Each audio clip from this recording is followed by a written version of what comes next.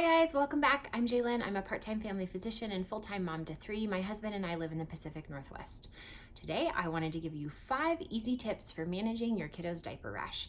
Please remember, this is not medical advice. If you have any concerns, please consult your own pediatrician or family provider, but I figured I would share what we did with each of our kids who were very prone to diaper rashes. Here we go.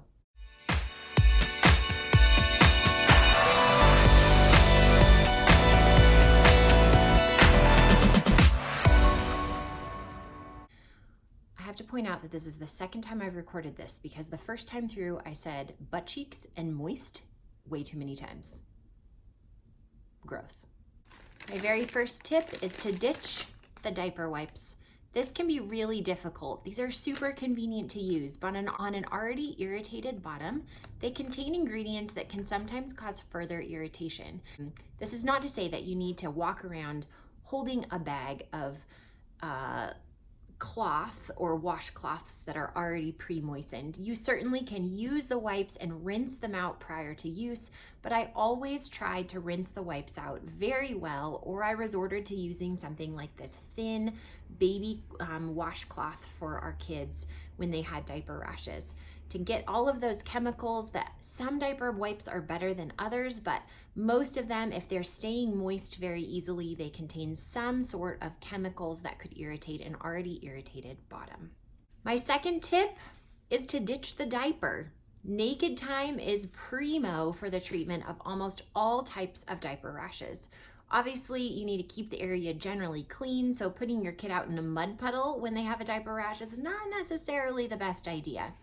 Really though, most of the time, extra air time for your kid's bottom when it's irritated and red is the number one thing that you can do to try to help speed up the recovery process. Understanding that there may be some pee messes to clean up, and you can use your choice of household cleaner and a rag to chase them around and prevent your house from smelling like kid urine. Number 3 is to use an ointment or diaper ointment very generously.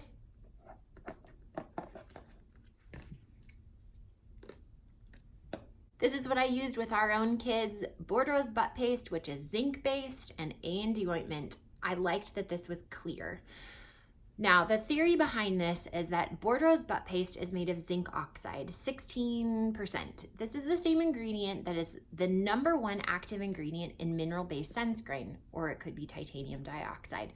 So hypothetically speaking, if you rubbed this on your kid's bottom and set only their butt cheeks out in the sun, they wouldn't get a sunburn, but that's another video entirely. Zinc oxide acts as a natural skin barrier to try to help protect the already irritated skin from further moisture contact.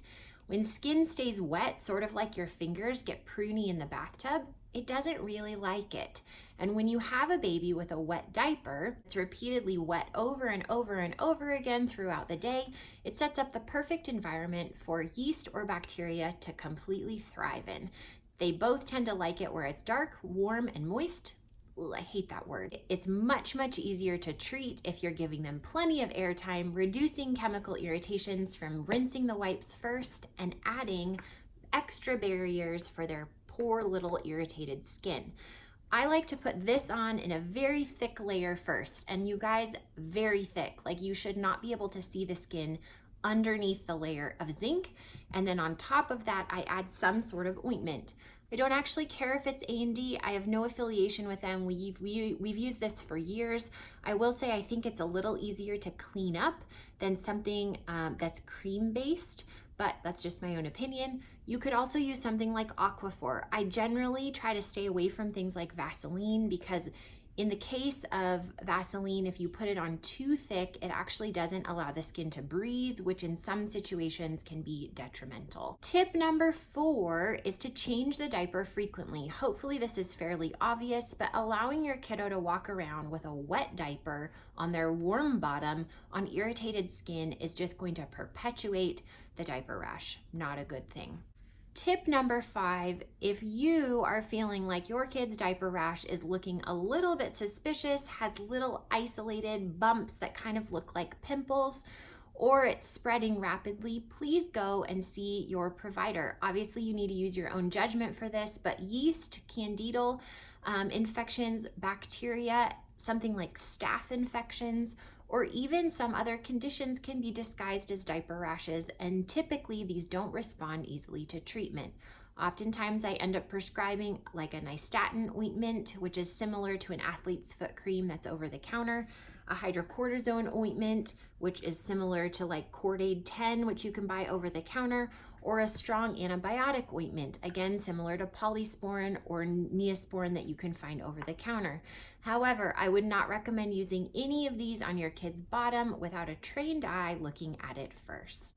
Hopefully this video was helpful. If you have any questions, leave them in the comments below. And if you enjoy these videos, these little videos that I'm making, go ahead and hit the subscribe button. It feels really weird to say that. I feel like no one watches these, but I guess we'll see. Anyway, thanks for joining me. We'll see you next week. Bye.